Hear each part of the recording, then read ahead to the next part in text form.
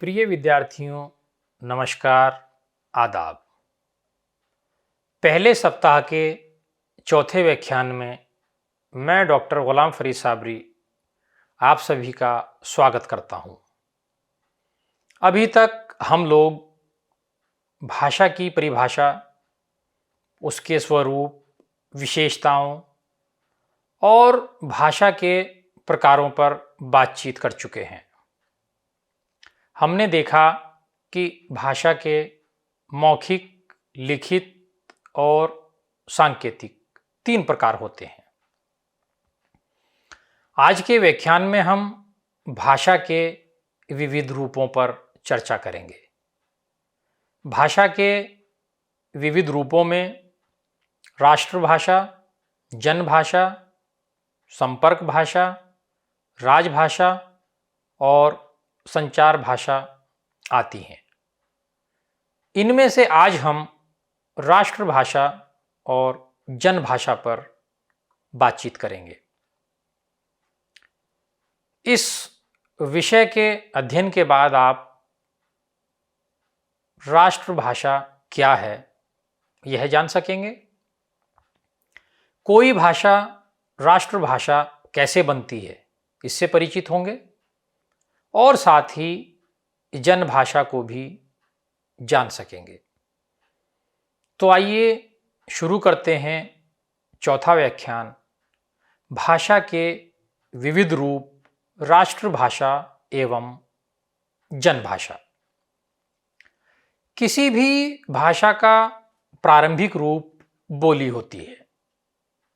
सामाजिक, धार्मिक, आर्थिक, राजनीतिक आदि कारणों से कोई बोली विकसित होकर भाषा का रूप धारण कर लेती है। उसका प्रयोग क्षेत्र विस्तृत हो जाता है।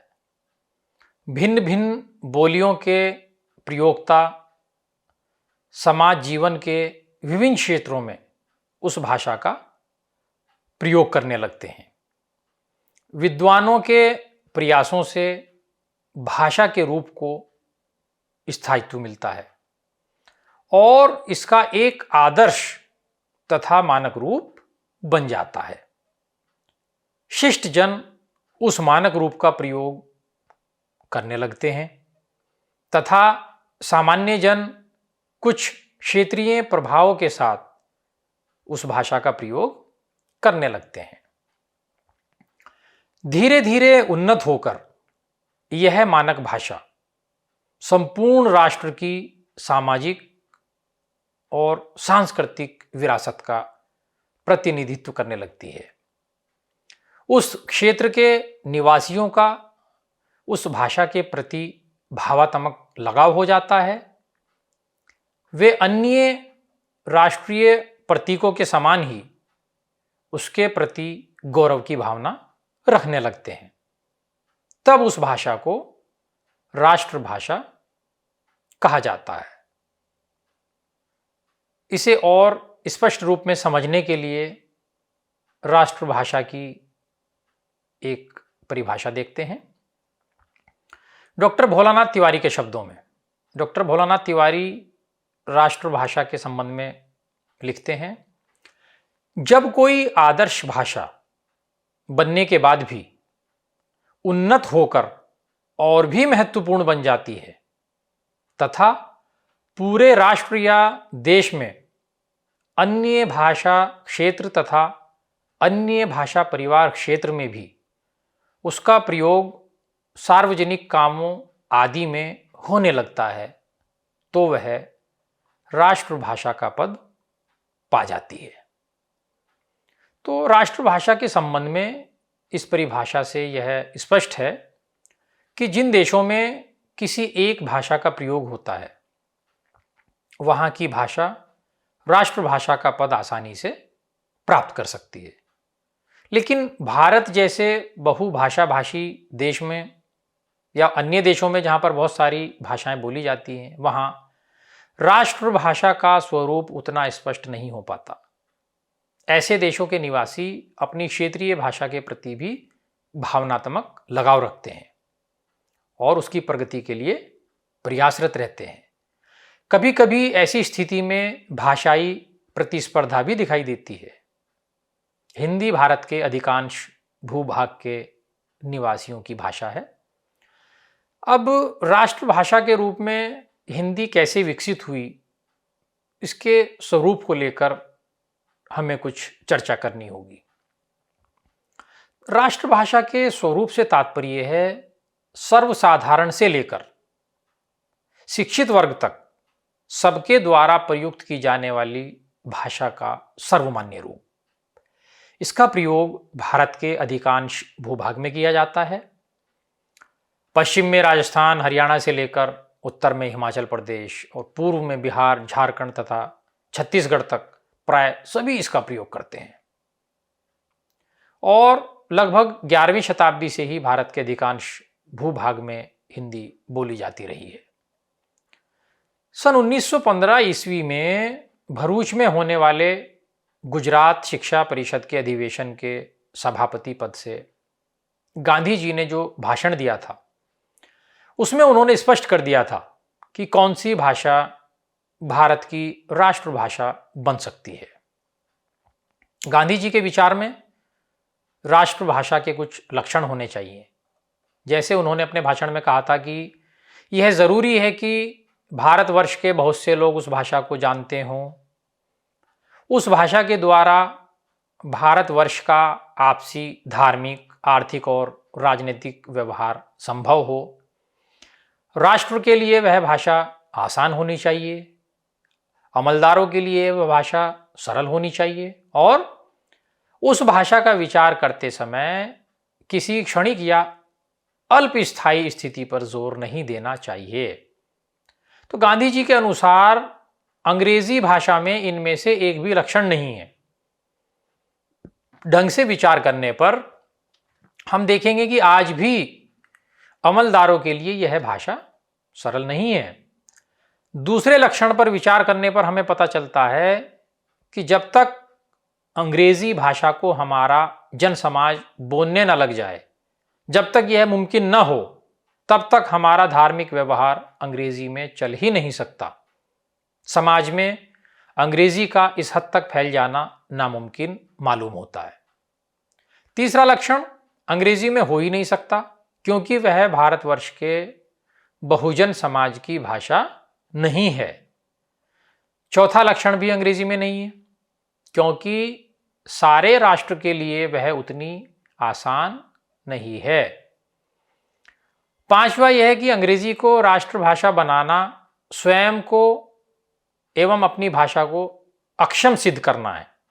आज संपूर्ण हिंदी भाषी क्षेत्र तथा जो कुछ कतिपय हिंदी भाषी क्षेत्रों में भी जो हिंदी भाषी क्षेत्र है, वहां पर भी हिंदी का प्रयोग हो रहा है। इन क्षेत्रों में यह बोलचाल की भाषा तो है, साहित्य, राजनीति, शिक्षा, व्यवसाय, संचार माध्यम, धर्म के साथ ही विभिन्न शास्त्रों एवं विज्ञान की भाषा भी यह बन चुकी है।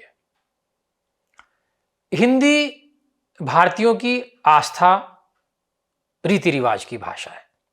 उत्तर से लेकर दक्षिण और पूरब से लेकर पश्चिम तक सभी तीर्थों और धार्मिक स्थलों पर हिंदी का प्रयोग देखा जा सकता है। होली, दीपावली, दशहरा, रक्षाबंधन, ईद, सभी त्योहारों के भजन, गीत और मस्ती की भाषा हिंदी है। हिंदी में लोकगीत, लोक नाटक आदि लोक साहित्य भरा पड़ा है।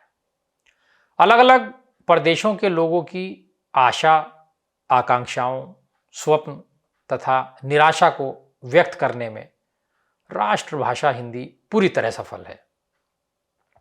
इन प्रदेशों की कुछ स्थानीय मान्यताएं और समस्याएं हो सकती हैं, परंतु मूल स्वर पूरे भारत का एक है। पूरी भारतीय संस्कृति इस लोक साहित्य में प्रतिबिंबित हुई है। भारत के विभिन्न प्रदेशों के संतों ने भी अलग अलग क्षेत्रों की बोलियों से शब्द ग्रहण कर जैसे पूरे हिंदी प्रदेश को एक किया, उसी प्रकार पूरे भारत की आत्मा को स्वर प्रदान किया। हिंदी भक्ति काल के सूफी कवियों का प्रमाण है। भिन्न भिन्न प्रदेशों में बम्बईया हिंदी, कलकतिया हिंदी आदि के नाम से हिंदी अहिंदी प्रदेशों में अपनी जड़ें जमा चुकी है। इन प्रदेशों में हिंदी को राष्ट्रभाषा का स्वरूप प्रदान करने में जहां दक्षिण भारत हिंदी प्रचार सभा जैसी संस्थाओं ने योगदान दिया, वहीं हिंदी फिल्मों और दूरदर्शन ने भी इसमें प्रत्यक्ष परोक्ष रूप से अपना योगदान दिया है। हिंदी आज राष्ट्रभाषा है जो अपनी सहोदर भाषाओं मराठी, गुजराती, असमी, बंगला आदि के साथ साथ दक्षिण भारतीय भाषाओं तथा पूर्वांचलीय भाषाओं को साथ लेकर चल रही है। हिंदी इन प्रदेशों में तो अपनी पैठ बना ही रही है, इन प्रदेशों की भाषाओं से शब्द ग्रहण कर स्वयं को समृद्ध भी कर रही है। अब हम बात करते हैं कि राष्ट्रभाषा के रूप में हिंदी का विकास कैसे हुआ। तो भारत 15 अगस्त 1947 को स्वतंत्र हुआ था। 14 सितंबर 1949 को हिंदी को भारतीय संविधान में राजभाषा के रूप में स्थान दिया गया। सरकार का दायित्व निश्चित किया गया कि वह हिंदी के प्रचार प्रसार का कार्य करेगी। आम आदमी की बोलचाल, अस्मिता, साहित्य की भाषा के रूप में हिंदी भारत की प्रमुख भाषा रही है। राष्ट्रभाषा के रूप में हिंदी के विकास को हम 3 कालखंडों में विभाजित कर देख सकते हैं। उसको हम 3 भागों में विभाजित करके देख सकते हैं। पहला आदिकाल 1000 से 1300 ईस्वी, दूसरा मध्यकाल 1300 ईस्वी से 1800 ईस्वी और तीसरा आधुनिक काल 1800 से अब तक। तो हिंदी के आदिकाल का जो प्रारंभ है वो लगभग सन 1000 ईस्वी से माना जाता है। यद्यपि हिंदी का प्रारंभिक दर्शन 7वीं शताब्दी में हिंदी के प्रथम कवि माने जाने वाले सरहपाद की रचनाओं में किया जा सकता है। फिर भी लगभग 200 वर्षों के अंतराल के बाद तो उस हिंदी साहित्य की अविच्छिन्न धारा दिखाई देती है। यहाँ यह ध्यान देने की बात है कि कोई भी भाषा अपनी उत्पत्ति से ही काव्य की भाषा नहीं बनती। इसके लिए कम से कम 100-200 वर्षों का समय अपेक्षित है। इसका तात्पर्य यह है कि हिंदी 7वीं-8वीं शताब्दी से ही बोलचाल की भाषा के रूप में भारत में प्रचलित रही होगी। यह अवश्य है कि साहित्य की दृष्टि से वह अपभ्रंश का काल था। यों अपभ्रंश लगभग 15वीं शताब्दी तक साहित्य की भाषा रही है। उत्तर अपभ्रंश को कुछ विद्वान पुरानी हिंदी और कुछ अवहट का नाम देते रहे हैं, परंतु वास्तव में वह हिंदी ही थी। चंद्रधर शर्मा गुलेरी पहले विद्वान हैं जिन्होंने स्पष्ट शब्दों में यह घोषणा की थी कि उत्तर अपभ्रंश ही पुरानी हिंदी है। यहाँ उत्तर शब्द काल का बोधक न होकर साहित्यिक अपभ्रंश से इतर बोलचाल की उस भाषा का बोधक है जो साहित्यिक अपभ्रंश के एक रूप की स्वीकृति के पश्चात उसके बाद के रूप में स्थापित होती जा रही थी। इस काल में नाथों, सिद्धों, जैन साधुओं, योगियों, महात्माओं ने भारत में हिंदी की विभिन्न बोलियों और लोक भाषाओं में अपने सिद्धांतों का प्रचार प्रसार किया। मिथिला प्रदेश में अपनी जिस ललित सुमधुर भाषा में विद्यापति ने रचना की वह भी हिंदी का ही एक रूप है। आदिकाल में हिंदी के लिए हिंदवी, हिंदुई आदि का प्रयोग भी होता रहा है। हम आगे बढ़ते हैं और देखते हैं कि 13वीं शताब्दी में अमीर खुसरो ने इसका प्रयोग किया है। 13वीं शताब्दी के अंतिम दशक तक दिल्ली की खिलजी सल्तनत का दक्षिण तक विस्तार हो गया था। परिणाम स्वरूप उत्तर भारत की भाषा और बोलियों का भी प्रसार वहाँ प्रारंभ हो गया। बीजापुर, गोलकुंडा, अहमदनगर, विजयवाड़ा, देवगिरी, बरार आदि दक्षिण भारतीय प्रदेशों में सूफियों, संतों तथा अन्य साहित्यकारों ने बोलचाल और साहित्य के माध्यम से जिस भाषा का प्रचार प्रसार किया वह फारसी और हिंदी का मिला जुला रूप था। इसी को 17वीं शताब्दी में दक्षिणी या दक्कनी कहा गया। इस प्रकार अपने उद्भव को 200-300 वर्षों में ही हिंदी संपूर्ण भारतवर्ष के भाषिक व्यवहार और साहित्य की भाषा बन गई और दक्षिण भारत के भी कुछ क्षेत्रों में इसका प्रचार प्रसार प्रारंभ हो गया। मध्यकाल की अगर बात करें, मध्यकाल भारत के लिए सांस्कृतिक पुनरुत्थान का काल कहा जा सकता है। सांस्कृतिक दृष्टि से सारा भारत एक ही रहा है, विविधता में एकता ही भारत की सबसे बड़ी विशेषता है। भारत के विभिन्न प्रदेशों में विभिन्न धर्मों के जो तीर्थ स्थान हैं, उन्होंने हिंदी को देश के कोने कोने में पहुंचाने में बहुत मदद की है। हिंदीतर प्रदेशों के लोग हिंदी प्रदेशों में अपने तीर्थ स्थानों पर आते थे और हिंदी प्रदेश के निवासी भी आंध्र प्रदेश, तमिलनाडु आदि प्रदेशों में अपने तीर्थ स्थानों पर जाते थे। ऐसे में एक ऐसी भाषा की आवश्यकता थी जो उन भिन्न भाषा भाषियों के बीच सेतु का काम कर सके। हिंदी ने उस काल में इस दायित्व का निर्वाह किया। आधुनिक काल में हिंदी राष्ट्रीय अस्मिता और अभिमान की प्रतीक बन गई। हिंदी भाषा के संदर्भ में आधुनिक काल का प्रारंभ सन 1800 ईस्वी में कलकत्ता में फोर्ट विलियम कॉलेज की स्थापना से स्वीकार किया जा सकता है। इस कॉलेज में अन्य विषयों के साथ अरबी, फारसी, संस्कृत, हिंदुस्तानी, बंगला आदि को पढ़ाने की भी व्यवस्था थी। हिंदुस्तानी विभाग के प्रथम अध्यक्ष डॉक्टर जॉन गिलक्राइस्ट ने हिंदुस्तानी का गंभीर अध्ययन किया था। कॉलेज ने खड़ी बोली में गद्य रचना को प्रोत्साहित किया। कॉलेज द्वारा प्रकाशित अनेक पुस्तकों द्वारा भी हिंदी के प्रचार प्रसार में सहायता मिली। यहाँ यह ध्यान देने वाली बात है कि यह सब काम हिंदी क्षेत्र में नहीं बल्कि बंगला भाषी कलकत्ता को केंद्र बनाकर हो रहा था। 1857 में भारत का प्रथम स्वतंत्रता संग्राम लड़ा गया। इस संग्राम में हिंदी ही भाषाई दायित्व निभा रही थी। सभी क्रांति, समाचार, संवाद और संदेश हिंदी में ही प्रसारित किए जा रहे थे। परंतु फिर भी यह माना गया कि उपयुक्त सार्वदेशिक भाषा के अभाव में क्रांति का संदेश करोड़ों लोगों तक नहीं पहुंचा तथा देशी भाषाओं में उचित शिक्षा के अभाव में जनमानस को अंग्रेजी के विरुद्ध तैयार नहीं किया जा सका।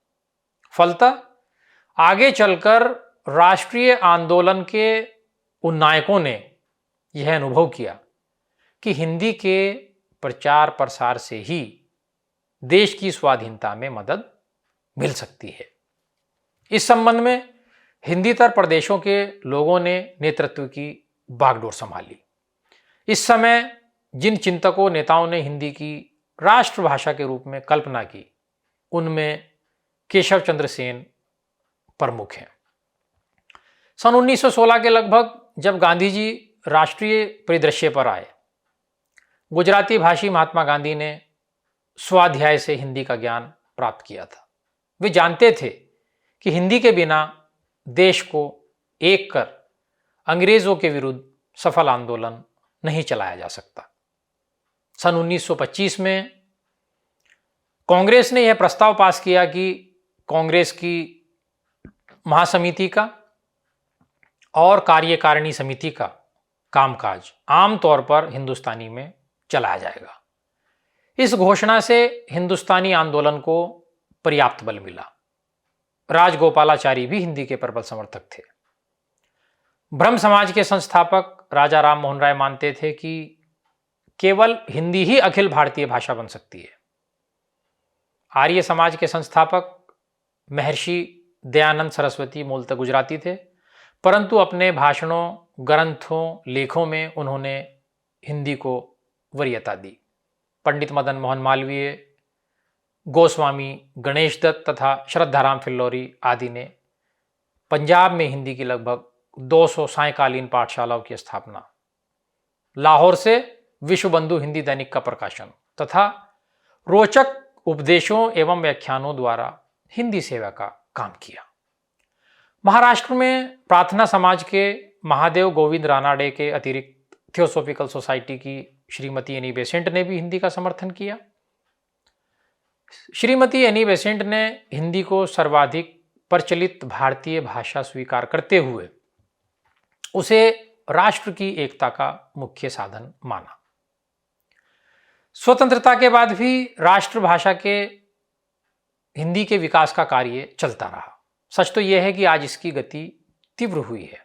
आवागमन की अधिक सुविधा के कारण पर्यटन को बढ़ावा मिला है। आज पहले से अधिक पर्यटक और तीर्थयात्री दूसरे प्रदेशों में जा रहे हैं। स्वाभाविक रूप से ऐसी स्थितियों में हिंदी ही संपर्क भाषा का काम करती है, जिससे उसके प्रयोग क्षेत्र में वृद्धि हो रही है। राष्ट्रभाषा हिंदी को आगे बढ़ाने में अनुवाद कार्य का विशेष योगदान रहा है। साथ ही इसकी प्रगति में फिल्मों, रेडियो और दूरदर्शन के योगदान को नकारा नहीं जा सकता। तो ये पूरी एक लंबी यात्रा है जो यह स्पष्ट करती है कि कोई भाषा राष्ट्रभाषा कैसे बनती है, हिंदी का विकास किस प्रकार से हुआ, किस प्रकार के आंदोलन चले जिन्होंने हिंदी को राष्ट्रभाषा तक पहुंचने में उसकी मदद की। अब बात करते हैं जनभाषा की। जनभाषा या संपर्क भाषा वह भाषा होती है जो किसी क्षेत्र, प्रदेश या देश के ऐसे लोगों के बीच परस्पर विचार विनिमय के माध्यम का काम करे जो एक दूसरे की भाषा नहीं जानते। दूसरे शब्दों में, विभिन्न भाषा भाषी वर्गों के बीच संप्रेषण के लिए यानी कम्युनिकेशन के लिए जिस भाषा का प्रयोग किया जाता है वह जनभाषा कहलाती है। चूंकि हम लोग संपर्क भाषा पर आगे विस्तार से बात करेंगे और जनभाषा और संपर्क भाषा जो है वो आपस में बहुत गहरा संबंध रखती हैं, क्योंकि जो संपर्क भाषा होती है वही जनभाषा होती है, जिसमें एक जगह के लोग दूसरे जगह के लोगों से बातचीत करते हैं, अपनी बातों को दूसरों तक पहुंचाते हैं। तो उस पर हम अगले व्याख्यान में विस्तार से बात करेंगे।